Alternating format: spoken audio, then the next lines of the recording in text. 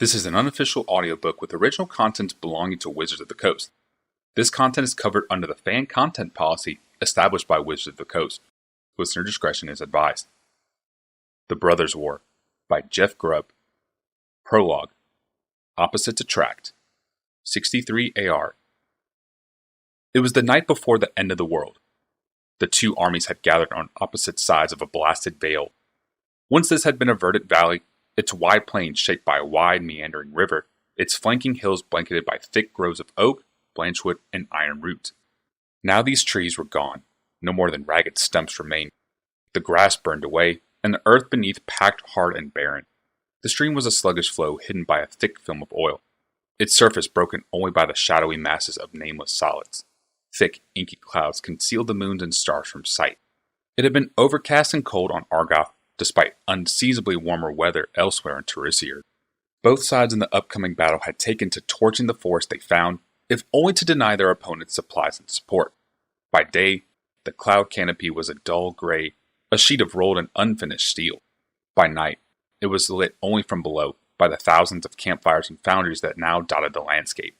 Along the opposite rims of the vale, the flames lit by both invading forces glimmered like evil eyes in the darkness. Spanning the shallow stream was a pair of toppled giants, remnants of an earlier battle between one of the invaders and the original inhabitants of this land. One of the fallen giants had been made of living wood and had splintered into 1,000 shards. Its huge forested head lay on the ground, screaming silently to the uncaring night. It had been the last champion of the natives of Argoth, the avatar of their goddess, and with its death passed away all hope for the island people. The victor in the battle had also been destroyed in the struggle. This huge humanoid monster was made of stone, its joints constructed of massive plates of pitched iron and great brass gears. Its lithic body had been broken and passed a number of times, and great sheets of metal had been bolted to its hide to hold it together. The battle with the living forest beast had overtaxed its pistons and armatures. Its final lunge had splintered its opponent. Now it sprawled forward, face down, a bridge over the tepid stream. One of the stone giant's arms had been ripped loose from the battle and lay a few hundred feet away, its fingers raised to claw the sky. On the back of the granite giant's silent corpse, a lone figure waited. In his youth, he had been broad-shouldered and handsome, but the years of war and service of his master had exhausted him. His shoulders were slumped now, and his frame carried the additional weight of both his responsibilities and his age. His once tousled blonde hair was worn short, and the first patch of skin was apparent at the crown of his head, herald at the eventual baldness. Still, he was taller than most of his fellows, so others did not see it unless he was seated. For the moment, he paced along the giant's back. Tawnos pulled his rough, brown woolen cloak tighter around him, cursing the cold and the dark. As he did so, his fingers scraped against the metal breastplate beneath. It did not fit him. Very little that had not been made specifically for his large frame did, and he brought it along only as an afterthought. The message had been warm and welcoming, but it came from the enemy camp. Urza would be irritated if his former student let his guard down so easily. There was a motion along the far side of the giant's back, near where its smashed head lay at a twisted angle to the rest of the body. Tawnos did not see her climb up, but suddenly, she was there, a flash of red hair surrounded by an ebon cloak. It was as if she wore a piece of the night itself, and wore it very well. She was alone, as she had promised. As she crossed toward him, Tawnos pulled a small device from his pocket. It was a flattened sphere from a lamp's wick jutting from the top. He pressed a stud along the side of the sphere, and the device sputtered.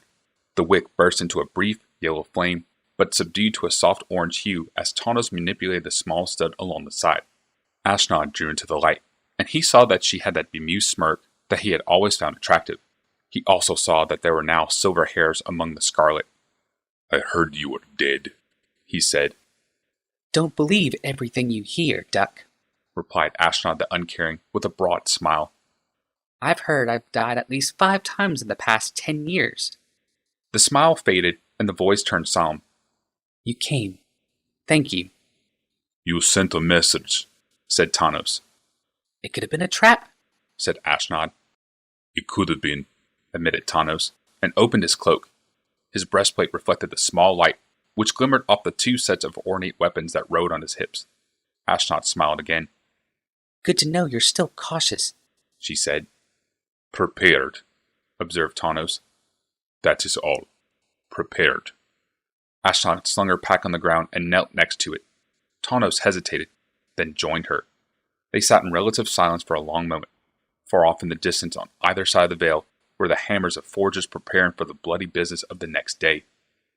You sent a message, prompted Tanos. This is the last one, you know. Said Ashnod, staring out into a night pierced by red fires. The last battle. The final conflict. One way or another, the resolution of the war between your master and mine. Between Urza and Mishra, said Tanos with a nod. They are both here. Ashnod added. There are no reinforcements. No retreat is possible for either side. One way or another, it all ends here. Tanos shifted uncomfortably. It had been a long time since he had sat cross-legged on hard stone. It is a good time for an ending, he said. All this had gone on far too long. Across from him, Ashnod bowed her head in the light. And wasted so much. Many have lost their lives, agreed Tanos. Ashnod giggled, an ill-placed sound that raised the hairs of Tanos' neck in irritation. Lives? She said. Lives are nothing. Think of all the forests gutted, the lakes drained, the lands plundered to get us to this point. Think of what we could have done with those resources. And people. Yes, how we could have used them otherwise.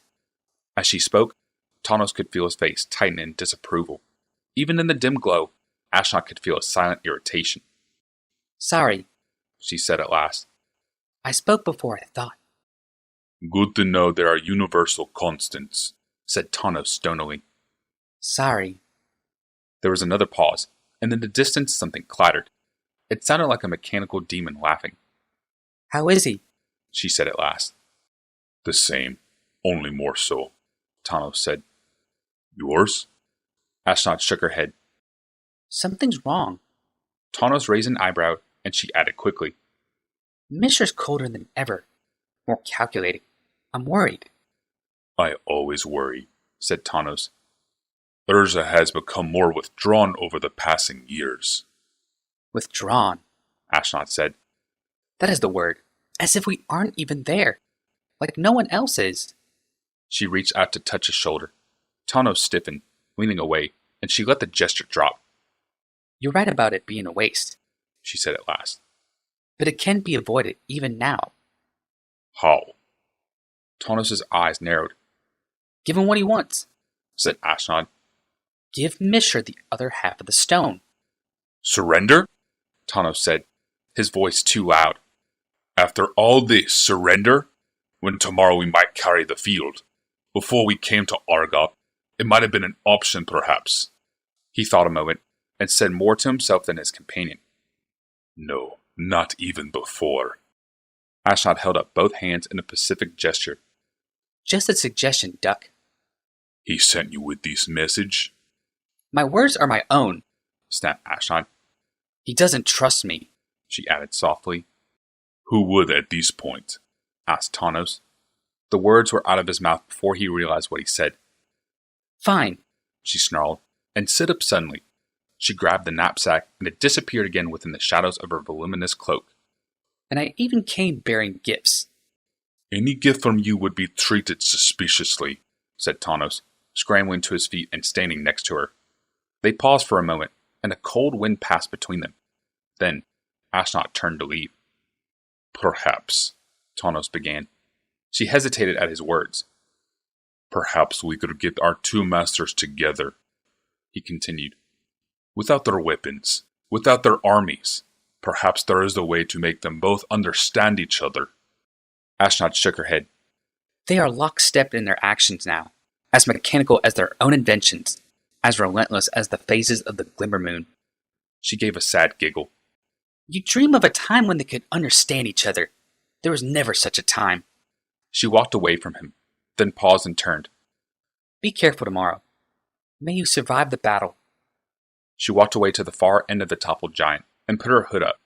Her scarlet hair disappeared, and she merged once again with the shadows. Be careful yourself, said Tanos to the unresponsive darkness, and turned quietly toward his own camp. As he walked back, one part of his mind noted the condition of the field, seeing pitfalls Urza's troops would have to avoid.